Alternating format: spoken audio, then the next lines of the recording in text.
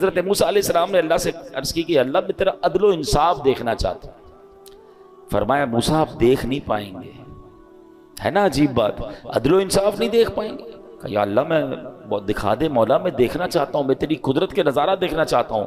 تو اللہ نے فرمایا ٹھیک ہے پھر فلاں دریا کے کنارے جا کر کہیں چھپ جائیے۔ آپ گئے اس دریا کے کنارے اور ہائیڈ ہو گئے، چھپ گئے کہ دیکھیں ماجرا کیا ہے۔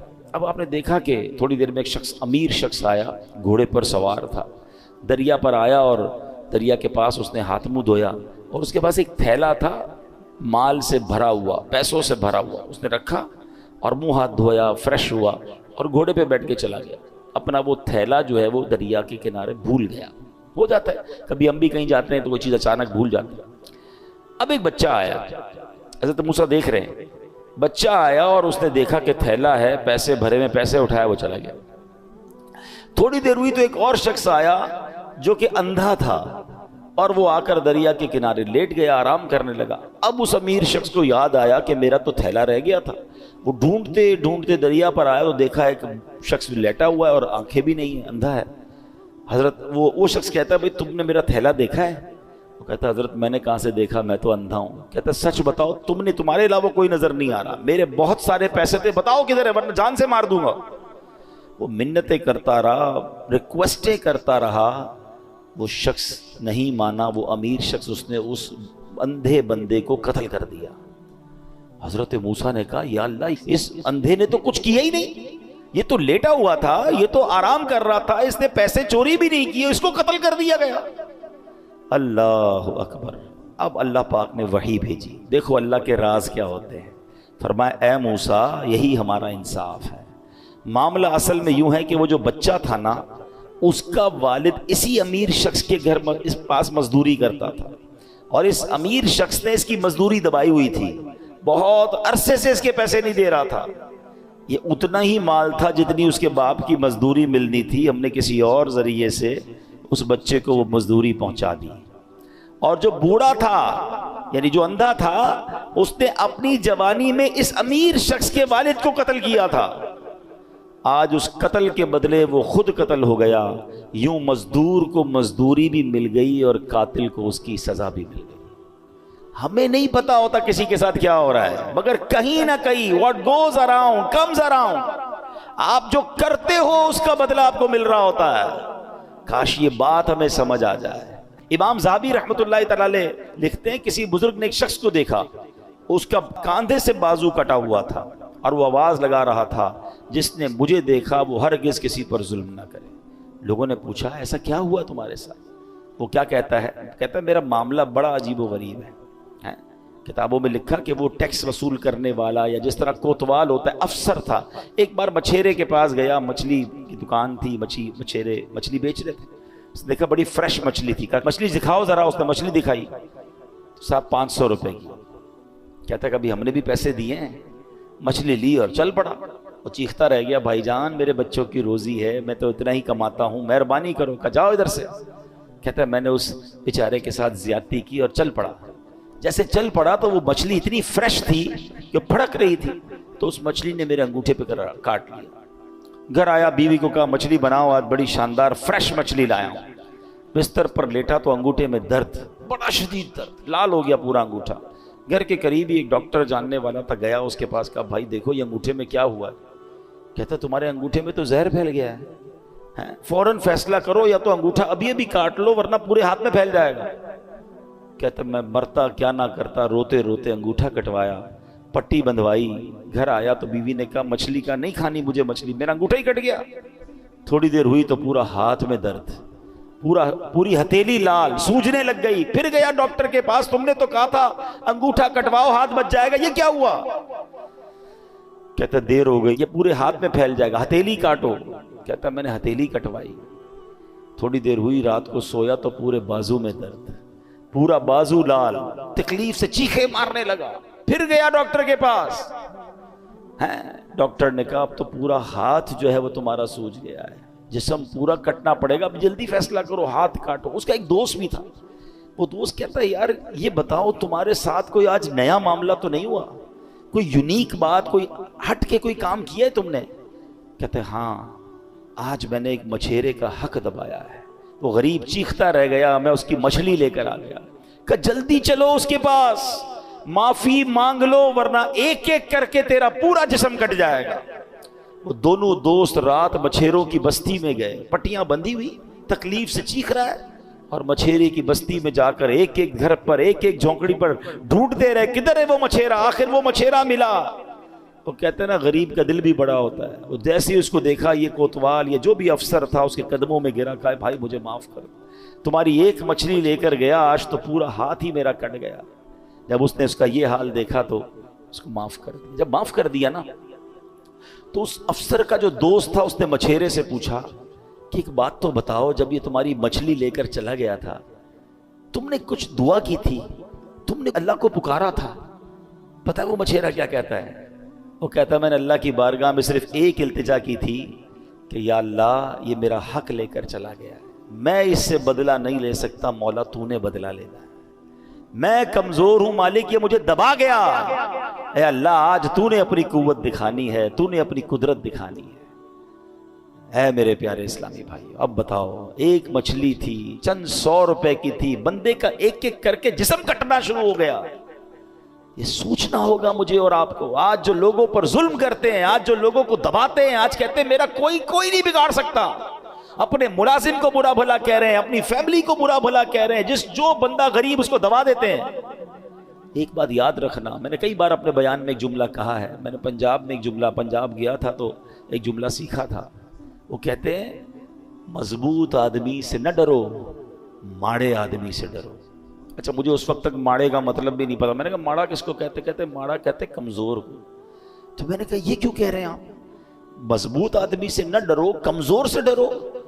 وہ کہتے مضبوط تو اپنا بدلہ تم سے خود لے لے گا، جو ماڑا ہوگا نا کمزور، وہ اللہ کی بارگاہ میں فریاد کرے گا، اور پھر اللہ جب اس کا بدلہ لے گا نا، جب وہ اس ظلم کا تمہارے ساتھ حساب فرمائے گا، پھر ظالم کو چھپنے کی جگہ نہیں ملے گی۔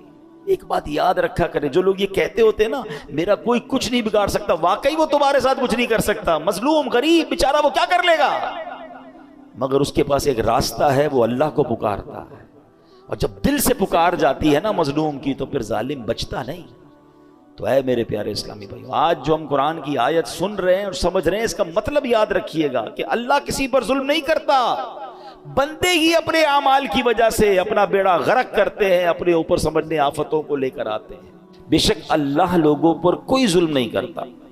یاد رکھیے یہ رب قہار و جبار کی شان ہے کہ وہ کسی پر ظلم نہیں فرماتا۔ ویسے ایک مزے کی بات غور کی جائے تو اللہ کی طرف سے کسی پر ظلم ہو بھی نہیں سکتا۔ مثال کے طور پہ اگر کسی کے پاس کوئی گاڑی ہے، کوئی موٹر سائیکل ہے، یا گھر کا کوئی سامان ہے جس کا وہ خود مالک ہے، اور اس سامان کو وہ توڑ دے، وہ جلا دے، تو کیا اس نے ظلم کیا؟ اس کی چیز تھی، وہ اس نے کر دیا، مالک بھی وہی تھا نا۔ تو سمجھانے کے لیے کہہ رہا ہوں، پوری دنیا کا خالق و مالک کون ہے؟ ذرہ ذرہ اللہ کا ہے نا، اس کی مرضی، وہ جس چیز کے ساتھ جو بھی کرے وہ بھی تو ظلم نہیں ہے نا۔ جب مالک ہی وہی ہے، اس کا خالق وہی ہے، اس کا یوں سمجھیے سب کچھ اسی کا ہے، تو بھائی جس کا سب کچھ ہو، اس کی مرضی، وہ جو چاہے کرے، وہ ظلم کہاں سے ہو گیا؟ مگر سبحان اللہ، اس کی شان کریمی دیکھیں کہ اس نے سبحان اللہ اپنی ذات پر، اپنی رحمت پر یہ مقرر فرما لیا کہ کسی بھی شخص کو بے قصور سزا نہیں دی جائے گی۔ لیکن ایک بات یاد رکھیے، حدیث پاک میں آتا ہے اگر اللہ پاک اولین و آخرین سب لوگوں کو جہنم میں ڈال دے تب بھی یہ ظلم نہیں ہے، وہ خالق ہے نا۔ لیکن اس نے اپنی رحمت کے ذمے پر کیا لیا کہ کسی بھی شخص کو بے قصور سزا نہیں دی جائے گی۔ اللہ قرآن میں فرماتا ہے ان اللہ لا یظلم الناس شیئا، بے شک اللہ لوگوں پر کوئی ظلم نہیں کرتا، یعنی اللہ پاک کسی بھی شخص کو بے قصور سزا نہیں دیتا، وہ تو انتہائی مہربان رحم والا ہے، وہ ہمیشہ اپنے بندوں پر عطائیں ہی فرماتا ہے۔ دیکھیں نا، رمضان آتا ہے، روزانہ افطار کے وقت 10 لاکھ گناہ گاروں کو جہنم سے آزاد فرماتا ہے۔ شب قدر آتی ہے، ایک رات 1000 مہینوں سے بہتر رات ہے، چاند رات عید کی آتی ہے جسے لیلۃ الجائزہ کہتے ہیں۔ فرمایا پورے رمضان میں جتنے بخشیں اللہ اس تمام کی تعداد کے مطابق ایک رات میں بخشش فرما دیتا ہے۔ اس کا مطلب یہ بار بار کیوں ہو رہا ہے؟ جمعے کا دن آتا ہے، ہر جمعہ ایک نیکی 70 نیکیوں کے برابر ہو جاتی ہے۔ جمعے کے دن ہر گھڑی بخشش کے پروانے تقسیم کیے جاتے ہیں۔ وہ تو رحمان ہے، وہ تو رحیم ہے، وہ چاہتا ہے ہم بخشے جائیں۔ اب یہ بندہ ہے جو اس بخشش کے راستے کو چھوڑ کر، اس رحمت کے راستے کو چھوڑ کر خود اپنے اوپر مصیبت ڈال دیتا ہے۔ وہ تو رحمان ہم پر رحمت فرمانا چاہتا ہے۔ اب سوال یہ پیدا ہوتا ہے کہ اگر اللہ پاک رحم ہی فرماتا ہے، کرم فرماتا ہے، تو پھر یہ دکھ، پریشانیاں، تکلیفیں جو آتی ہیں، پچھلی امتوں پر عذاب بھی آئے، پھر یہ سب کیسے؟ تو اگلا جز اس آیت کا کیا پڑھا ہم نے؟ وَلَكِنَّ النَّاسَ أَنفُسَهُمْ يَظْلِمُونَ، ہاں لوگ ہی اپنی جانوں پر ظلم کرتے ہیں۔ واٹ ایور جو ہم پر آتا ہے نا، وہ ایکچولی ہماری وجہ سے آتا ہے، ہم خود اپنے اوپر یہ آفتیں لا رہے ہوتے ہیں۔ اللہ اکبر، یہ بندوں کے اعمال کا بدلہ ہوا کرتا ہے۔ بندے کفر کرتے ہیں، شرک کرتے ہیں، اللہ کی نافرمانیاں کرتے ہیں، جو احکام دیے جاتے ہیں اس کا الٹ کرتے ہیں، تب انہیں اعمال کا بدلہ دیا جاتا ہے۔ یہ اپنے ہاتھوں کی کمائی ہے، کہتے ہیں جیسی کرنی ویسی بھرنی۔ کاش یہ بات ہمیں سمجھ آ جائے۔ اللہ پاک کے نبی ہیں حضرت موسیٰ علیہ السلام۔ اب ذرا سنیے گا یہ واقعہ، یہ جو ہم پر پرابلمز آ رہی ہوتی نا، وہ کہتے ہیں انگریزی کا ایک بڑا کمال کا جملہ ہے، what goes around comes around.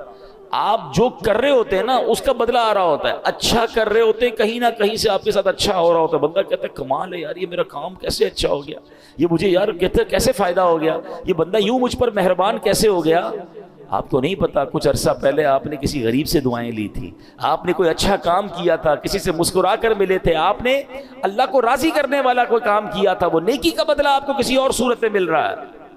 اور یہ جو زیادتیاں، ظلم لوگوں پر کہتے ہیں نا، بربریت کر کے لوگ چل رہے ہوتے، سمجھتے میرا کچھ نہیں بگڑتا، کبھی ان کو اس کی جو سزا ملتی ہے نا، کبھی وہ بچوں میں دیکھتے ہیں، کبھی بیماری میں دیکھتے ہیں، کبھی جناب ان کے ساتھ جب کچھ ہوتا تو بندہ کہتا ہے میں نے کیا کیا؟ جناب جو پہلے کیا تھا نا، یہ اس کی اب آپ کو سزا مل رہی ہے۔ ایسا نہیں کہ کوئی بندہ ظلم کر کے کہ بھائی اس کو میں نے خود کسی اور پرانے معاملے کی سزا دے دی، یہ ہمارا کام نہیں ہے، یہ اللہ کے راز ہیں۔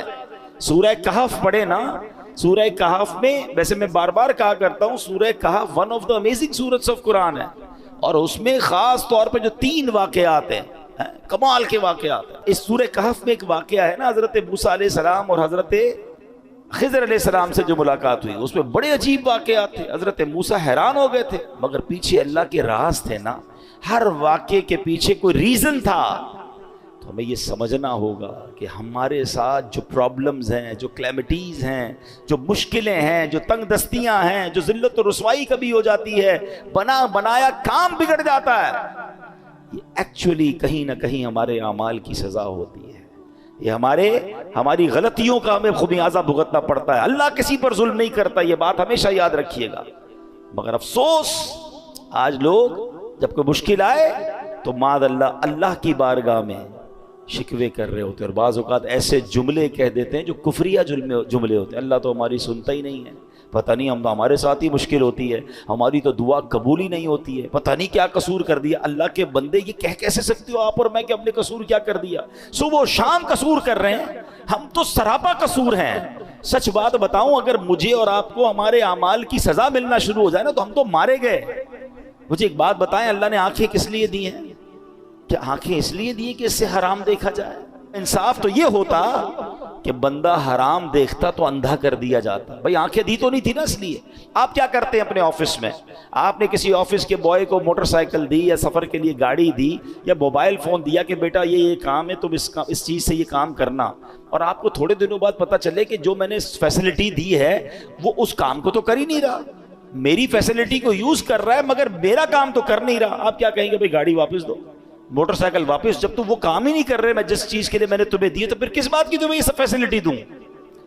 اللہ نے آنکھیں حرام دیکھنے کے لیے نہیں دی تھی، آنکھیں حرام دیکھتی وہ واپس لے لیتا نا، کان حرام سنتے تو بہرے ہو جاتے، ہاتھ ظلم کے لیے اٹھتے تو ہاتھ کٹ کر گر جاتا، پیر حرام کی طرف جاتا، اللہ کی نافرمانی کی طرف جاتا، میں اور آپ لنگڑے ہو جاتے۔ ارے وہ تو سزا دے ہی نہیں رہا، بہت تھوڑی میں جان چھوٹ رہی ہے، اور اب بندہ کہتا ہے پتہ نہیں کیا قصور کر لیا۔ اس سے پوچھو بھائی نماز 5 ٹائم پڑھتے ہو؟ نہیں وہ تو کبھی کبھی قضا ہو جاتی ہے۔ پھر کہتے ہو کیا قصور کر لیا؟ مطلب ہمارا تو دن رات قصور میں ہے۔ پھر یہ جملہ کیسے زبان پر آتا ہے؟ شکوہ نہیں، وین ایور کوئی پرابلم آئے اپنے آپ کو ریئلائز، اسکین کرنا شروع کر دو کہ کیا غلطی ہو گئی بھائی، کیا مشکل ہو گئی، میں نے ایسا کیا کر دیا، فوراً توبہ، فوراً استغفار، فوراً اللہ کی طرف رجوع کریں۔ پھر دیکھیں انشاءاللہ رحمتوں کے دروازے پھر کھل جائیں گے۔ اللہ اکبر۔ ایک بار مسلمانوں کے پہلے خلیفہ حضرت ابو بکر صدیق رضی اللہ تعالیٰ عنہ نے بارگاہ رسالت میں عرض کی، اللہ پاک قرآن میں فرماتا ہے جو کوئی برائی کرے گا اسے اس کا بدلہ دیا جائے گا۔ تو حضرت ابو بکر نے کہا حضور ذرا یہ آیت کے بارے میں بتائیں، اس کا مطلب کیا ہے؟ تو نبی پاک نے فرمایا غفر اللہ لکا یا ابا بکرن، اے ابو بکر اللہ پاک تیری بخشش فرمائے۔ اے ابو بکر کیا لوگ بیمار نہیں ہوتے؟ کیا انہیں رنج نہیں پہنچتا؟ کیا وہ غمگین نہیں ہوتے؟ کیا پریشانیاں نہیں آتی؟ عرض کیا کیوں نہیں، یہ تو سب کچھ ہوتا ہے۔ فرمایا فہوا ما تجزون بہ، پس یہ ان کے اعمال ہی کا تو بدلہ ہے۔ یہ جو بیماری آئی، ٹینشن آئی، غم آیا، خوف آیا، کاش ہم یہ بات سمجھ جائیں۔ میرے پیارے اسلامی بھائیوں، اب ذرا ایک بڑی کمال کی حدیث ہے، تقریباً ہر جمعہ کے خطبے میں یہ حدیث ہم سنتے ہیں، بس اللہ کرے ہم سمجھنے والے بنے، میسج لینے والے بنے۔ کیا حدیث پاک ہے؟ نبی پاک علیہ الصلوۃ والسلام فرماتے ہیں البر لا یبلا، نیکی کبھی پرانی نہیں ہوتی، والذنب لا ینسا، گناہ بھلایا نہیں جاتا، والدیان لا یموت، اور بدلہ دینے والی ذات یعنی جس نے ڈیسیشن کرنا ہے، جس نے اعمال کا فیصلہ کرنا ہے، اسے موت نہیں آتی۔ میں اور آپ نیکی کر کے بھول جاتے ہیں مگر نیکی باقی رہتی ہے، میں اور آپ گناہ کر کے بھول جاتے ہیں مگر گناہ بھی بھلایا نہیں جاتا، وہ بھی لکھا ہوا ہے۔ اور ایک دن آئے گا جب ڈیسیشن لیا جائے گا، اور جس نے ڈیسیشن لینا ہے، جس نے فیصلہ کرنا ہے، والدیان لا یموت، بدلہ دینے والی ذات یعنی اللہ کو موت نہیں آتی۔ مگر اس حدیث کا جو اگلا پارٹ ہے نا، وہ ہمارا ٹاپک یہی ہے، اعمل ما شئت کما تدین تدان، جو چاہو کرو، اعمل ما شئت، جو دل چاہتا کرو، کما تدین تدان، پھر جیسی کرو گے نا ویسا ہی اس کا اجر پاؤ گے، ویسا ہی اس کا بدلہ ملنا، ٹٹ فار ٹٹ ہے نا، جیسی کرنی ویسی بھرنی۔ وہ کہتے ہیں نا فارسی شاعر، گندم ز گندم جو ز جو، از مکافات عمل غافل مشو، کہتے ہیں گندم بیج کر گندم ہی کاٹو گے، جو جب ڈالو گے بیج تو جو ہی کاٹو گے۔ دنیا میں مکافات عمل ہیں، یعنی جیسی کرنی ویسی بھرنی والا قانون جاری ہے، اس سے غفلت مت کرو۔ ہاں کریں غلط کام اور کہتے ہیں بھائی جنت میں جانا ہے، اب پہلے غلط کام تو چھوڑے نا، حرام کو تو چھوڑیں۔ سیدی اعلیٰ حضرت بڑا کمال کا شعر لکھتے ہیں، آپ فرماتے ہیں کام زندہ کے کیے اور ہمیں، زندہ کہتے ہیں جیل، یہاں مراد کیا؟ جہنم۔ کام کدھر کے کیے؟ جانے کے، جہنم میں جانے کے۔ کام زندہ کے کیے اور ہمیں، شوق گلزار ہے کیا ہونا ہے۔ شوق جنت میں جانے کا ہے، کام جہنم میں جانے والے کرنے۔ اب خود بتائیں نا ایسا کیسے ہوگا؟ ہمیں کام جنت والے کر کے پھر اللہ سے دعا کرنی اللہ قبول کر لے تاکہ ہمیں بھی تیری جنت مل جائے۔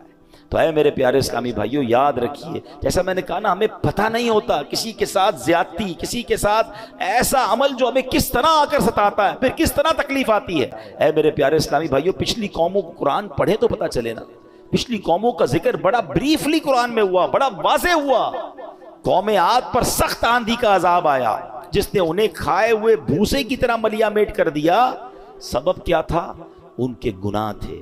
قوم سمود پر شدید زلزلے کا عذاب آیا جس نے انہیں ہمیشہ کے لیے فنا کے گھاٹ اتار دیا، اس کا سبب بھی ان کے گناہ تھے۔ نمرود پر مچھروں کا عذاب بھیجا گیا، اس کا سبب کیا تھا؟ خدائی کا دعویٰ تھا نا، اللہ کی نافرمانی تھی۔ فرعون کے ساتھ کیا ہوا؟ کرو فر، اللہ نے کتنا دیا اسے، اللہ کو ناراض کیا، اللہ نے پانی میں غرق کر دیا، دریا میں غرق کر دیا۔ قارون کے پاس کتنا خزانہ تھا، آج دنیا میں کس کے پاس اتنا خزانہ ہے؟ قرآن کہتا ہے اس کے خزانوں کی چابیاں پوری ایک جماعت اٹھاتی تھی، یعنی اونٹوں کی قطاریں ہوتی تھی جو قارون کے خزانہ نہیں اٹھاتی تھی، اس کے خزانوں کی چابیاں اٹھاتی تھی۔ نافرمانی کی، زکوٰۃ سے انکار کیا، اللہ کے فیصلوں کے خلاف چلا، خزانے سمیت دھسا دیا گیا۔ یہ سارے واقعات قرآن میں موجود ہیں جو پکار پکار کر کہہ رہے ہیں کہ رب کو ناراض مت کر بیٹھنا ورنہ پھر بربادی ہے۔ اللہ اکبر۔ امام حسن بصری رحمۃ اللہ تعالی فرمایا کرتے تھے، اے ابن آدم تیری ہلاکت ہو، کیا تو اللہ پاک سے مقابلہ کرنا چاہتا؟ اللہ سے مقابلہ کون کر سکتا ہے؟ فرمایا ہاں جس نے اللہ پاک کی نافرمانی کی گویا اس نے اللہ پاک سے جنگ کی، اور اللہ پاک سے جنگ کا نتیجہ کیا ہے؟ تباہی اور بربادی۔ اے میرے پیارے اسلامی بھائی، گناہوں سے توبہ کر لیجئے، جو ہو گیا اس سے معافی مانگ لو، وہ بڑا کریم ہے، وہ معاف فرمانے والا ہے۔ آخری نبی علیہ السلام فرماتے، آقا فرماتے ہر آدمی سے خطا ہو جاتی ہے اور بہترین خطا کار وہ ہے جو توبہ کر لے۔ توبہ کرنا، کہتے نا گناہ عادت بن جائے تو توبہ کو دستور بنا لو۔ جیسے ہی گناہ ہونا فوراً نیکی کرنا شروع کر دے، استغفار کرنا شروع کر دے، توبہ کرنا شروع کر دے، تو انشاءاللہ اللہ نے چاہا تو وہ گناہ کی جو نحوست ہے وہ ختم ہو جائے گی۔ اے میرے پیارے اسلامی بھائیوں، ایک بار حضرت عیسیٰ علیہ السلام کے ساتھ کچھ لوگ اپنے حواریوں کے ساتھ، اپنے دوستوں کے ساتھ، ساتھیوں کے ساتھ تشریف فرما تھے۔ ایک بہت ہی خوبصورت حسین و جمیل پرندہ آیا اور آپ کے سامنے زمین پر لوٹ پوٹ ہونے لگ گیا۔ اس نے اپنے آپ کو زمین پر اتنا رگڑا کہ اس کی خال اتر گئی۔ اب وہ سرخ، گنجا اور بدصورت دکھنے لگا۔ پھر وہ پرندہ کیچڑ میں گیا، اس میں لوٹ پوٹ ہونے لگا تو کیچڑ میں گندا بھی بڑا ہو گیا۔ اور اس کے بعد اس پرندے نے ایک پانی کے تالاب میں چھلانگ لگائی۔ جب وہاں سے باہر نکلا نا تو صاف ستھرا بھی ہو گیا، نئی خال بھی آ گئی، پہلے جیسا خوبصورت بھی ہو گیا۔ حضرت عیسیٰ علیہ السلام نے جب یہ دیکھا تو اپنے حواریوں سے فرمایا کہ یہ پرندہ تمہاری طرف نشانی بنا کر بھیجا گیا، اٹ از سائن۔